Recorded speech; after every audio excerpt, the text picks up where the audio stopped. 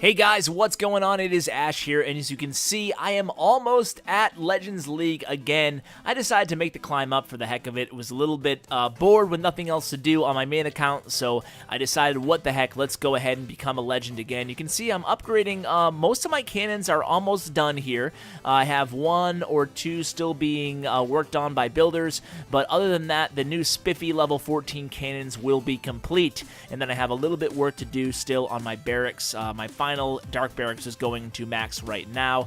But alas, the point of this episode is not to check in on where my base is progress-wide. Instead, it's really to discuss how to 3-star ring bases. So I've been coming across ring base after ring base after ring base out here in the wild.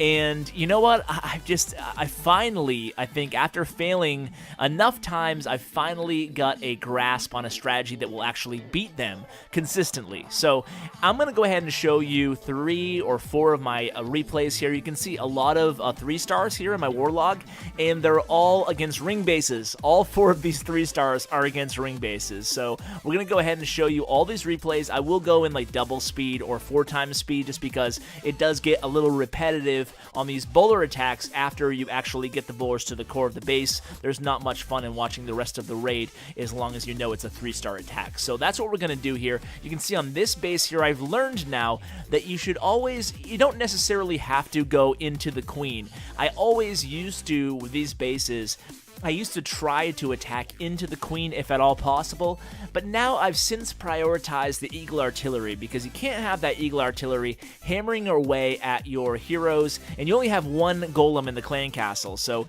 after that golem's dead, you know, the eagle artillery is going to do a decent amount of damage to your barbarian king, your queen, your warden, and of course your bowlers. So because you're spreading your bowlers out in such a wide line, and you're spreading your healers out consistently throughout that line, what you're going to do is you're going to naturally create the funnel using that second boulder on the sides to allow some of your bowlers to go to the center of the base. And it's pretty much as easy as that. Obviously, you're taking 2 jump spells, 2 rage spells, and 1 free spell. Depending on the type of ring base you're going at, sometimes that free spell isn't really even needed. I will show you a couple variations of these ring bases because they do come in all sorts of shapes and sizes, I guess. And the idea here is that not every ring base is identical, so I figured I'd bring you some replays against different types of ring bases, and then I'll show you a fail that I had against a ring base that got me really thinking about coming up with a consistent ring base strategy. So we will watch that fail as well and talk about where I went wrong. So here's a different variation of a ring base. It's a little bit more spread out here. The eagle artillery is in the center, and the queen is up here. So my thought process here is basically here's what I'm looking at when I'm deciding what angle to tackle the base. So I have the clan castle, the eagle artillery, and the queen, and of course the king. Now there's no way to anticipate exactly where those skeleton traps will be. A smart defender will put the skeleton traps outside the center. That way those skeletons can help lure the troops around the base instead of towards the center. But the idea here is, in a perfect world scenario, you're going to have some of your bowlers going to the core and then a handful of bowlers going on each path to the side of the core of the base. So again, it's going to be the same deployment here. A little bit different here, as I do have 2 kind of mini bowler walks, but that actually doesn't end up working for me. So I've stopped doing that. I've since stopped doing this. And basically what I was doing there is trying to create flanks of bowlers with 2 healers on them so they'd all stay alive and help with that funnel. But unfortunately, the healers sometimes, if you do that, they'll move right to the golem, and you don't want that to happen. I was able to recover and still pull off a 3-star on this base, but it's not how I would do things if I had to do them again. So this time I don't go directly into the eagle artillery. Why not? Well, it's because of what I was mentioning in the beginning of the attack. In a perfect world, yes, I would attack into the eagle artillery every single time, but against a base like this, where I could engage the enemy queen as well as the clan castle, pulling my units back to the core of the base, I would take that as well. You really just need to think, I mean, how am I going to get my troops into that core?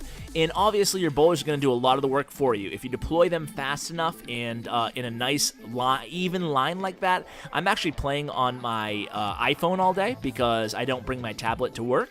So it's a little bit trickier when you can, you have your big fat fingers on a really small screen, but the idea is, anyway, you want to go ahead and deploy them very quickly in a big line, the bowlers that is, and that way their second bowlers will create that funnel, leading the troops, the heroes specifically, right into the core of the base. So let's go ahead and do it again here. Nice loot on this base, by the way. This is the only replay I'm going to show you guys where the heroes, the king and the queen, are not up, and that's just the luck of the draw there. But you can see the reason I wanted to bring this one to you guys anyway is because of the base design. It's a little bit different. This is kind of like my base a little bit different on the defensive placements and the hero placements, but the gist is still the same. You have the Eagle Artillery all by itself outside of the core, and inside the core is only some Teslas and the clan castle along with the town hall.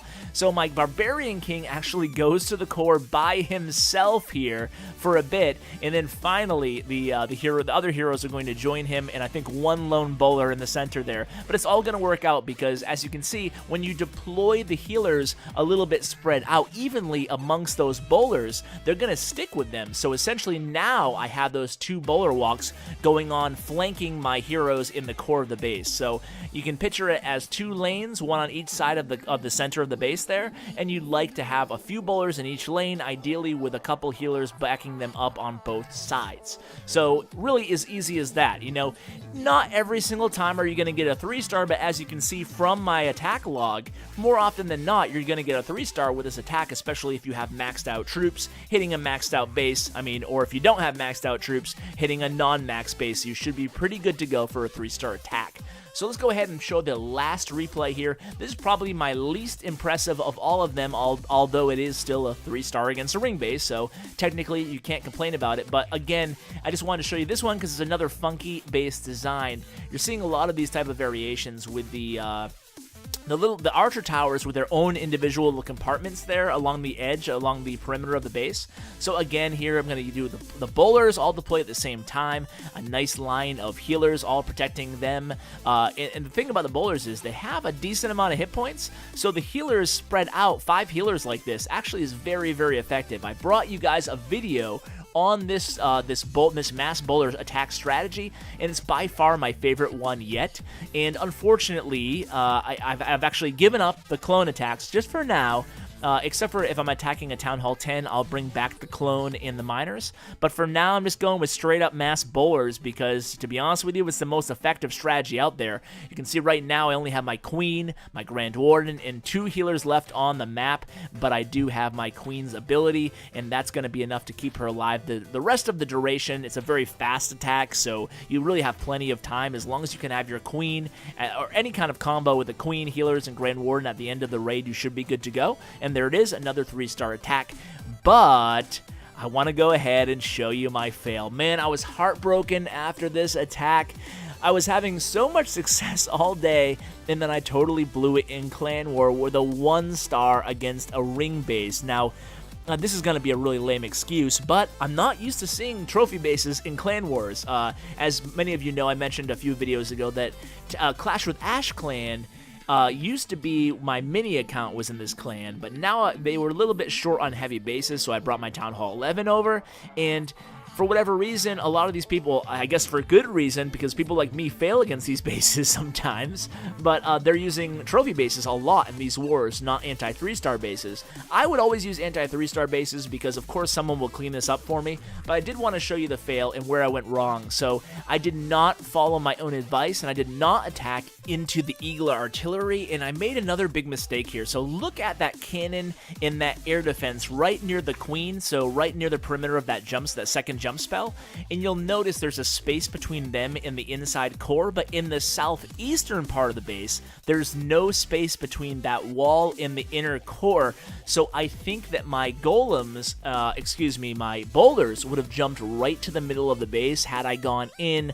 from the southeast instead of the northwest, and in fact all of my troops except for my king and 1 lone bowler actually go around the base and not into the core of this base. So I got a little cocky there and I made a big mistake. So the lesson I want to teach you guys from this failed attack is basically make sure you look at the spacing here. You always want to enter a base, and this should be your #1 rule. You always want to enter a base from a direction that has the least amount of distance from the units in the core to the units in the ring. So essentially, that one space difference, that gave me a decent shot at having my troops go around, and indeed they did.